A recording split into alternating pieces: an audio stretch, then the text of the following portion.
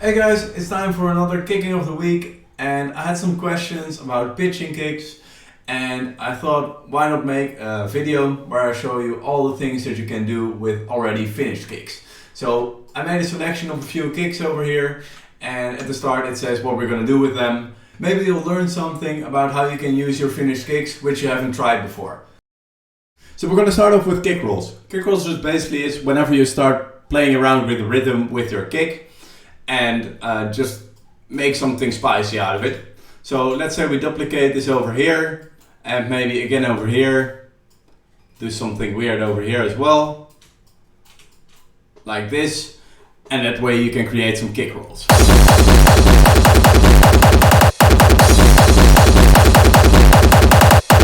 Then next after that we got chops, and what I mean with chops is instead of just using that punch to create some kick rolls, you can of course chop your tail as well.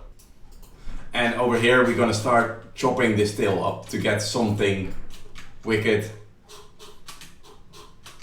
And maybe cut it off even shorter.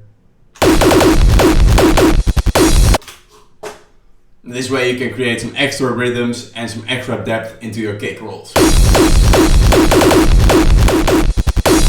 And next up we got pitching. So of course with hardstyle, whenever you're working with melodies and you want to have a pitched kick in there, you want to be able to pitch that kick.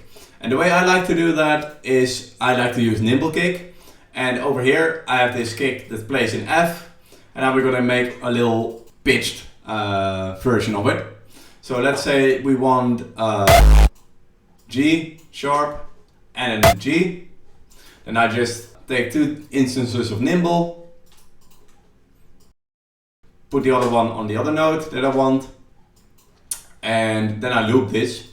And the reason I loop this is because you want to be sure that the kick is still loopable. With all the stretching and stuff, you can really destroy the kick and make it sound wrong. So I like to turn down the volume, and when I turn down the volume on my headphones, I'm really paying attention to how the tail transitions into our punch again.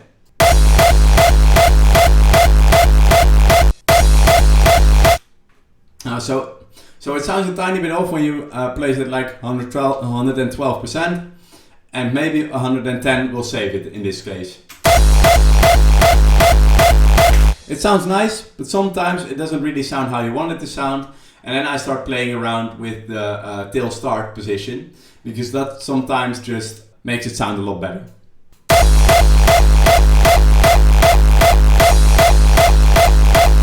And this is a way I would pitch my kick. And then for the next note, I'd loop this and start playing around the same way.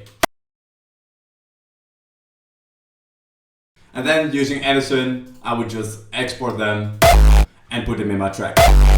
Did you know that you can add more rhythms on top of your kick? Nowadays kicks fill the entire frequency spectrum, but they do actually leave quite some space to add some more percussive sounds on there.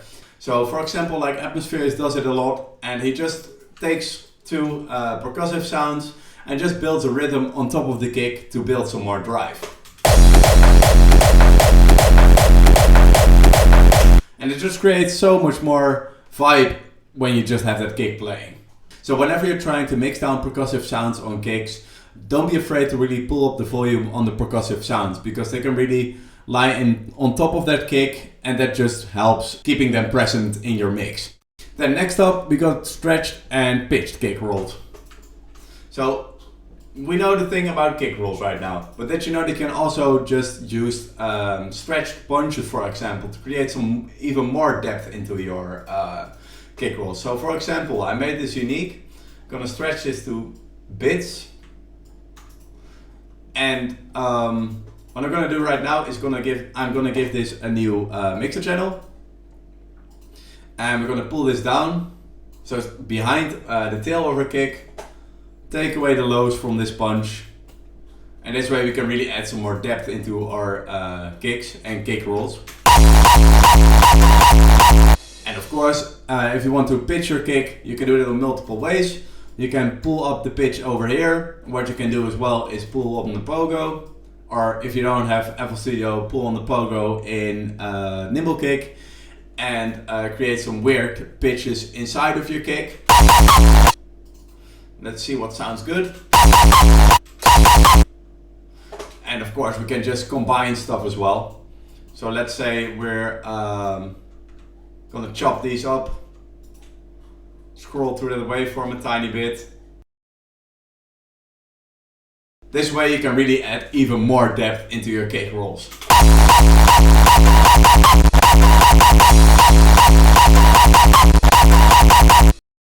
Now, a thing that everyone knows as well, I think at least, is that you can of course use multiple finished kicks to create a new one.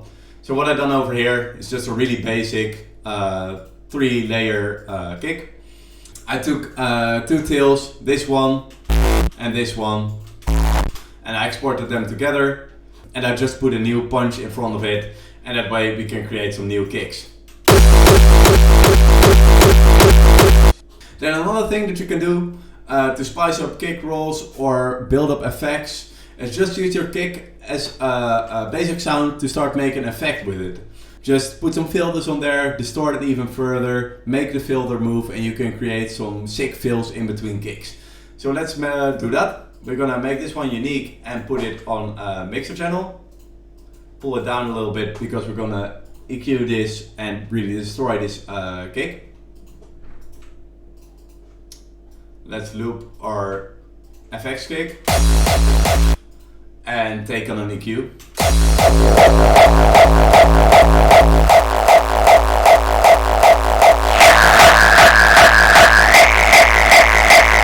Maybe something like this, and let's distort it.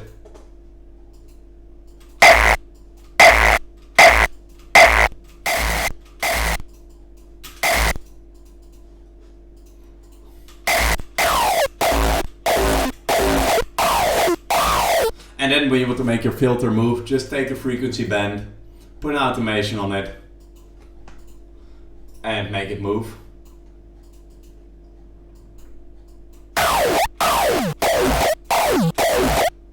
And of course you want to sample this in the end because you're gonna get some really distorted sounds layering over each other. Or what I'm gonna do right now is I'm just gonna add a little balance, and this will just cut off our effect sound, so it doesn't play when the next kick is playing. And if you want to go even more crazy with FX kicks, you can of course put some reverb on here, and even phasers can work. We can even put a phaser in here before the distortion and see how that just destroys our kick in a new way to create some sick effects.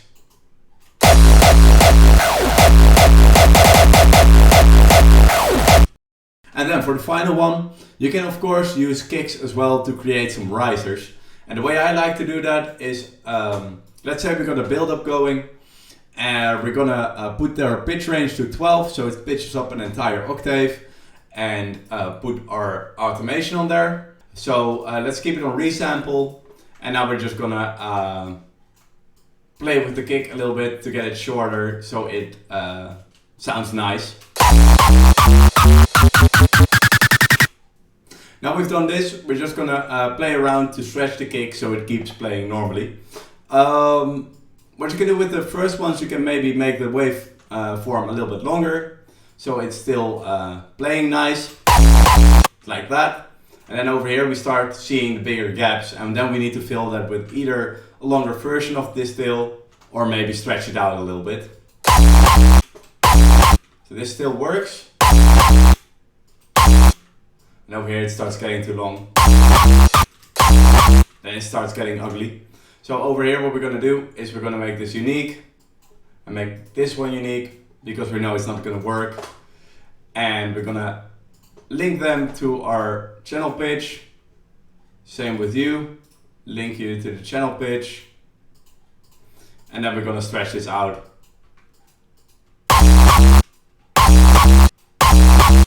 And then we're going to cut this so it sounds nice. Stretch you.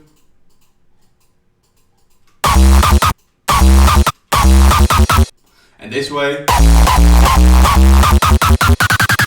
And this way you can create some sick kick roll risers. If these tips help you out, let me know in the comments down below. and I hope you liked it, and I hope you learned something from this, and I hope to see you back soon again. Thanks for watching, cheers!